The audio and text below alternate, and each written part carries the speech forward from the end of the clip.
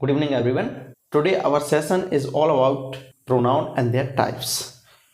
If we review our previous classes, we find that the smallest unit in English is alphabet.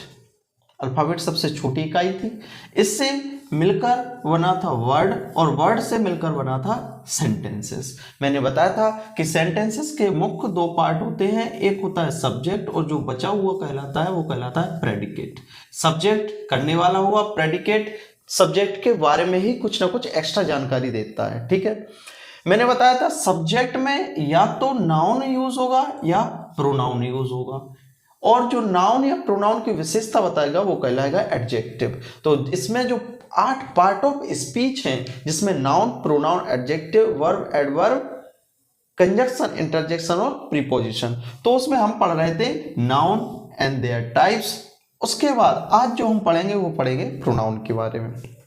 आप सबसे पहले ये समझिए कि जो नाउन था वो किसी वस्तु का या व्यक्ति का या प्लेस का नाम था, या कोई भी एक इमोशन के लिए भी जो नाम दिया गया था, जिसमें हमने पढ़ा था एब्स्ट्रैक्ट नाउन, तो वो भी एक नाउन था। लेकिन जब सामान्य से आप सेंटेंसेस देखते हैं, जैसे कॉमन एक एग्जांपल से समझिए बात को। जैसे राधा कोई लड़की है, राधा एक्चुअली लड़की ही है, ठीक है।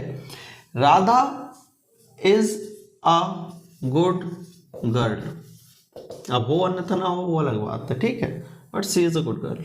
लड़कियां तो वैसे अच्छी होती हैं, लड़के भी अच्छे होते हैं, ठीक है। Radha is a good girl. Radha sings well, वो अच्छा गाती भी है। राधा लव्स, राधास पेरेंट्स, अपने मम्मी पापा को प्रेम करती है, चाहती है राधा, ठीक है। अब ये तो होगा सेंटेंस। यदि इन सेंटेंस से हम कोई एक स्टोरी लिख रहे हैं असेंबल करके, तो हम देखेंगे कि एक शब्द जो कॉमन रिपीट हो रहा है वो क्या है, राधा। और राधा यहां पर क्या है, एक सब्जेक्ट है, अर्थात एक नाउन है, नाम है किसी लड़की का। तो Radha is a good girl, Radha एक अच्छी लड़की है, राधा अच्छा गाती भी है, और राधा अपने पेरेंट्स को प्यार करती है, ठीक है। अब आप देखिए कि जब इससे कोई भी एक पैसेज बना रहे हैं, एक स्टोरी बना रहे हैं, तो उसमें एक ऐसा शब्द है राधा जो बार बार रिपीट हो रहा है, जिसके कारण उस सेंटेंस का जो इम्पैक्ट होना चाहिए या जो फ्लो होना चाहिए वो नहीं रहता है। तो हम ये कह सकते हैं कि नाउन का रिपीटिशन बार बार ना हो, इसको रिमूव करने के लिए हम जिन शब्दों का प्रयोग करेंगे वो कहलाएगा प्रोनाउन।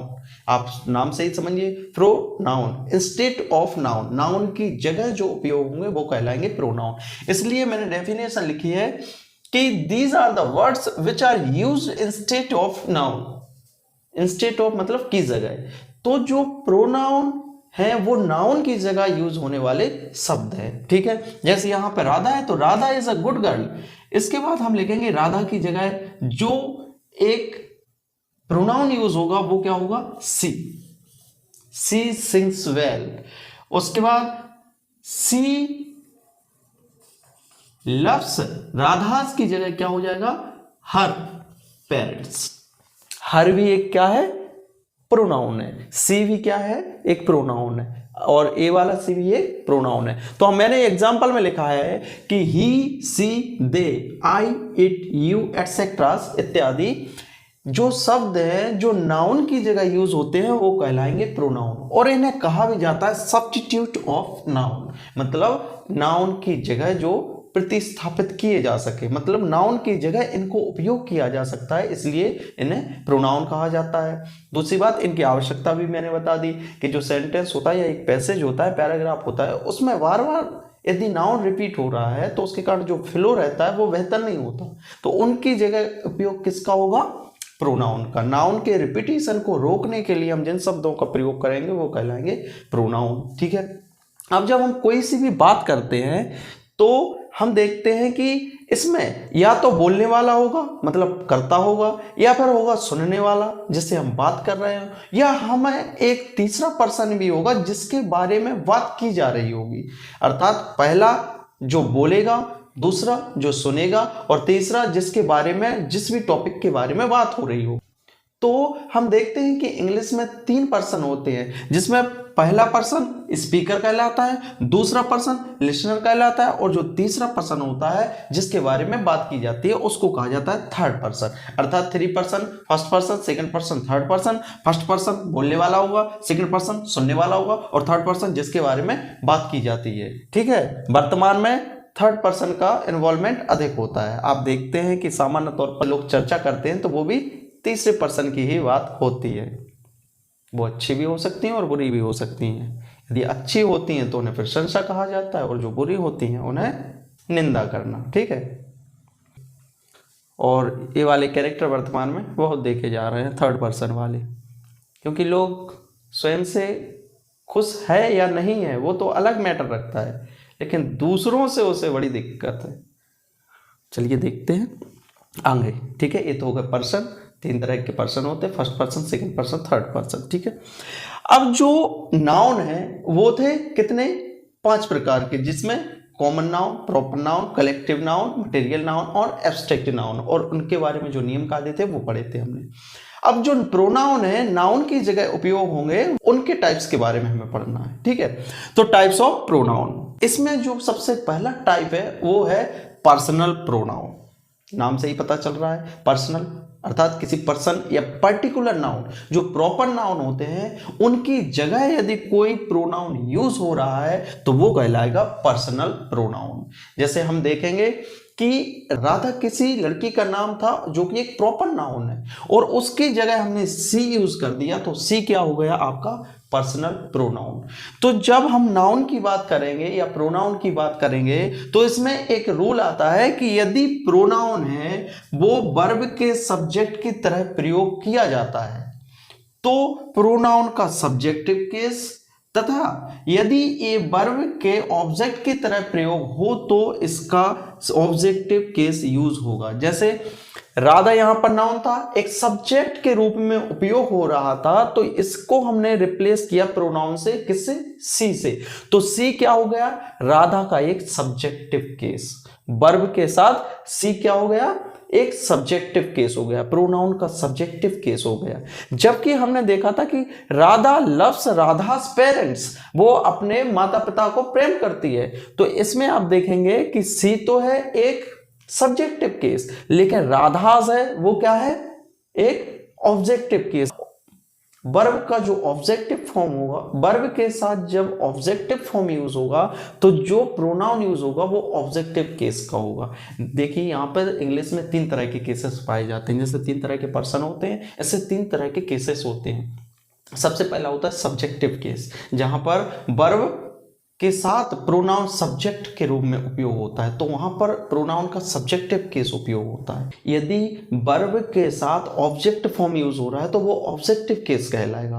और जो तीसरा होता है, जो पोजीशन के लिए, किसी पर मालिकाना हक दिखाने के लिए फॉर्म यूज होगा तो उसे कहा जाएगा पजेसिव केस। अर्थात 3 टाइप्स ऑफ केसेस हैं, जो सबसे पहला है सब्जेक्टिव केस, दूसरा है ऑब्जेक्टिव केस, तीसरा है पजेसिव केस। ठीक है, इनके बारे में देखते हैं। सब्जेक्टिव केस की बात मैंने बताई कि यदि प्रोनाउन वर्ब के सब्जेक्ट की तरह प्रयोग होता है, जैसे यहां पर राधा था नाउन, तो इसकी जगह जो प्रोनाउन यूज हुआ वो क्या है, सी, तो सी क्या हो गया, एक सब्जेक्टिव केस हो गया। तो आप ध्यान रखिए इस पे जो मैं बता रहा हूं, सब्जेक्टिव केसेस कौन कौन से हैं, ऑब्जेक्टिव केसेस कौन कौन से हैं, और पजेसिव केसेस कौन कौन से हैं। जब ये चीजें असेंबल होंगी ना, जब 15-20 वीडियो बन चुके होंगे और सभी चीजें जब असेंबल होंगी तो सेंटेंसेस बनाना इतना सरल हो जाएगा कि आप भले ही आपको नियम पता ना हो, नियम याद ना रहे, लेकिन जो मुंह से फ्लो निकलेगा इंग्लिश का वो हमेशा सही ही निकलेगा। आपको ये भले ही पता ना हो कि ऐसा क्यों बोल रहा हूं मैं, लेकिन ये पता होगा कि हाँ जो भी बोल रहा हूँ वो सही है और इंग्लिश के अंतर्गत ही आता है। समझ रहे मेरी बात को? इसलिए मैंने कहा था कि इंग्लिश को इंग्लिश की तरह ना पढ़ के हिंदी की तरह पढ़ेंगे, तो इसलिए मैंने यहाँ पर जो भी लिखता हूँ इंग्लिश के अलावा हिंदी की तरह ही लिखता हूँ ताकि आप लोगों को चीजें याद रहे। ठीक है, तो जैसे सबसे पहला सब्जेक्टिव केस आता है आई। आई का ऑब्जेक्टिव फॉर्म होगा मी, मैं, मुझे और मेरा। आई सब्जेक्टिव केस हो गया, इसका ऑब्जेक्टिव केस हो गया मी, और पजेसिव केस हो गया माई या माइन। ठीक है, उसके अलावा वी, वी अर्थात हम, यदि आई का हम प्लूरल फॉर्म देखें, मैं होता है सिंगुलर फॉर्म और WE वी वो होता है प्लूरल फॉर्म। तो बी अर्थात हम, अस अर्थात हमें और अर्थात हमारा। तो आप देखेंगे कि हमारा, मेरा, तुम्हारा, ये सब क्या है, पजेसिव केस। किसी भी चीज के लिए पजेशन दिखाने के लिए, मालिकाना हक जताने के लिए जिन केसेस का उपयोग होगा वो कहलाएंगे पजेसिव केस। ठीक है, और वर्तमान में पजेसिव केस का उपयोग अधिक होता है। या तो होता है आई, मैं ही सर्वोच्च, मैं ही सर्वोत्तम, जो ये वाली फीलिंग्स आती है ना, वो पजेसिव केस के अंतर्गत ही आती है। माय, ये सब मेरा है, ये भी मेरा है, वो भी मेरा है और हमारा है। ठीक है, इस चीज़ से थोड़ा सा बाहर निकलेंगे तो हमें दुनियादारी की बहुत सारी चीज़ें पता चले, समझ रहे हो मेरी बातों। लेकिन लोग नहीं निकल पाते ना इन सब चीज़ों से, हम आओ तुम आओ जो ही तो करते रहते हैं। ठीक है, चलिए देखते हैं क्या होता है। कभी कभी बुंदेलखंडी का फ्लो बीच बीच में आता है। उसका प्रमुख कारण ये है कि जो चीज़ें जन्मजात होती है, मैंने बताया था जन्मजात गुणों के बारे में भी, तो वो भूलना या उन्हें बदलना काफ़ी कठिन होता है। और जब आप अधिक प्रसन्न हो या अत्यधिक क्रोधित हो तो भाषाएं भले ही कितनी भी सीख लें, लेकिन प्रसन्नता या क्रोध हमेशा अपनी जो लोकल की स्थानीय भाषा होती है, लोकल लैंग्वेज होती है, आप उसी में प्रस्तुत करते हैं, प्रदर्शित करते हैं। ठीक है, तो इसलिए शायद बीच बीच में बुंदेलखंडी का फ्लो बढ़ जाता है। लेकिन वो भी काफ़ी अच्छी बोली है, सभी बोलियाँ बहुत अच्छी हैं, सबका अपना अपना एक स्थानीय तड़का होता है। आप खुद देखते हैं कि बहुत सारी जो बॉलीवुड की मूवीज़ वगैरह हैं उनमें भी बुंदेलखंडी का बहुत प्रयोग किया गया है। और जब हम पढ़ेंगे कला एवं संस्कृति के बारे में, मध्य प्रदेश की कला एवं संस्कृति के बारे में, तो उसमें देखेंगे कि यहाँ के जो बहुत सारे कल्चर हैं बुंदेलखंड क्षेत्र के या बघेलखंड क्षेत्र के या और भी क्षेत्रों के मध्य प्रदेश के, तो उसमें आपको बहुत रुचिकर चीज़ें जानने को मिलेंगी। ठीक है, चलिए विषय पर आते हैं।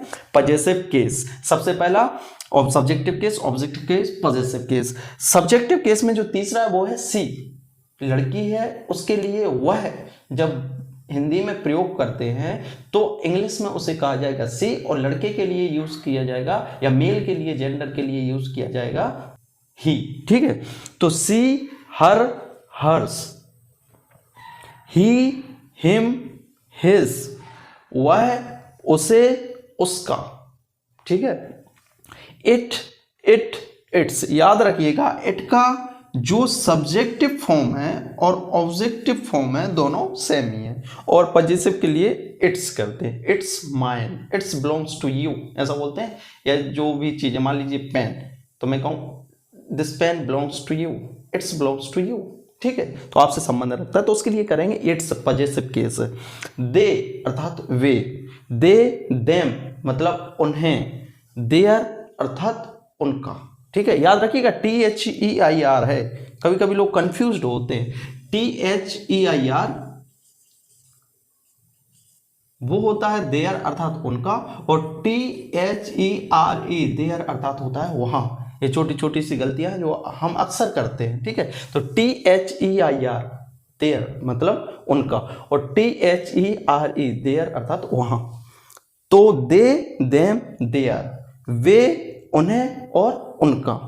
यू और यू, जैसे इट और इट दोनों का सब्जेक्टिव और ऑब्जेक्टिव केस सेम ही है, इसी तरह से यू और यू दोनों का सब्जेक्टिव और ऑब्जेक्टिव केस सेम ही है। और पजेसिव के लिए करते हैं योर, तुम्हारा। उसके बाद वन, ये तो खैर आवश्यक नहीं है, वन, वन, वंश। ठीक है, अब जो प्रोनाउन है पर्सनल प्रोनाउन, इसके संबंध में ही हम देखेंगे कि एक और प्रोनाउन है, वो है रिफ्लेक्सिव प्रोनाउन। तो जिस तरीके से पर्सनल प्रोनाउन में सब्जेक्टिव केस, ऑब्जेक्टिव केस और पजेसिव केस होते हैं, तो इन्हीं से जो जनरेट होगा वो कहलाएगा रिफ्लेक्सिव केस। रिफ्लेक्सिव केस जो पर्सनल प्रोनाउन से ही जनरेट होगा। कैसे? माई क्या है, एक पजेसिव केस, तो हमने कहा माई सेल्फ, हम कहते हैं माई सेल्फ, और कोई भी अपना नाम बताते हैं तो माई सेल्फ गजेंद्र सिंह, इस तरह से कुछ बताते हैं, तो उसे कहते हैं रिफ्लेक्सिव प्रोनाउन। दूसरा अवर का हो गया our selfs, her self, him self, it self, जहां पर जो भी केसेस होते हैं उनमें यदि सेल्फ लग जाए तो वो कहलाता है रिफ्लेक्सिव प्रोनाउन। लेकिन याद रखिएगा सेल्फ में किस तरह से लगाना है, यदि सिंगुलर है तो केवल सेल्फ लगेगा, SELF सेल्फ, और यदि प्लूरल फॉर्म है तो वहाँ पे लगेगा SELVS, सेल्फ्स। जब सिंगुलर प्लूरल के बारे में पढ़ेंगे कि कैसे सिंगुलर प्लूरल बनाया जाता है तो उसमें देखेंगे कि सेल्फ और सेल्फ, जैसे 12 और 12th इस तरह से बनता है ना, तो इसी तरह से माई क्या हो गया, माई सेल्फ। और जबकि अवर क्या है, एक प्लूरल फॉर्म है, तो अवर सेल्फ्स होगा इसमें, ठीक है। हर self, him self, it self, them self, your self, one self, ठीक है। ये तो हो गए आज प्रारंभ के दो प्रोनाउन, पर्सनल प्रोनाउन और रिफ्लेक्सिव प्रोनाउन। अब हम पढ़ेंगे इनके नियमों के बारे में कि इनसे संबंधित क्या क्या छोटे छोटे नियम हैं जो उनसे ही रिलेटेड प्रश्न आते हैं, ठीक है। हो सकता है आपको ये सब बोरिंग लग रहा हो, नहीं लगना चाहिए, ठीक है, क्योंकि जो एग्ज़ाम होता है उसमें आपके निमंत्रण के प्रश्न नहीं आते हैं और आप पेपर देख के कहो कि यार जो तुमने पढ़ो ही ना है, तो आपकी इच्छा से पेपर ना, पर इच्छा अर्थात दूसरे की इच्छा, दूसरे की इच्छा, परीक्षा, तो वहाँ पे आपके रुचि के तो प्रश्न आना संभव नहीं है। तो इसलिए मैं ये मानता हूँ कि इसमें जो नियम है इंग्लिश में वो सबसे महत्वपूर्ण है परीक्षा की दृष्टि से। जो आप बोलने का प्रयास करेंगे या स्पीकिंग इंग्लिश है वो तो आपको बाद में फ्लो आ जाएगी, या उस तरह का जब माहौल क्रिएट होता है, एनवायरनमेंट रहता है, तो आप ऑटोमेटिक सीख जाएंगे। लेकिन पहले चीज़ें पता तो हों आपको, समझ रहा हमारी बात हूँ, ठीक है।